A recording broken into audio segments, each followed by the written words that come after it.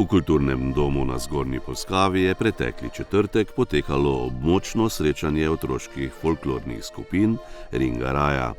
Predstavilo se je 5 skupin iz občin Slovenska Bistrica, Poljčane in Makole, in sicer Tamburaši Kut Šmartno na Pohorju, Bosonogi Cicibani vrtca Otona Župančiča Slovenska Bistrica, Tinska folklorna mladina osnovne šole Partizanska bolnišnica Jesentinje, otroška folklorna skupina osnovne šole Kajeta Nakoviča Poljčane in otroška folklorna skupina Akacija osnovne šole Anice Černejeve Makole.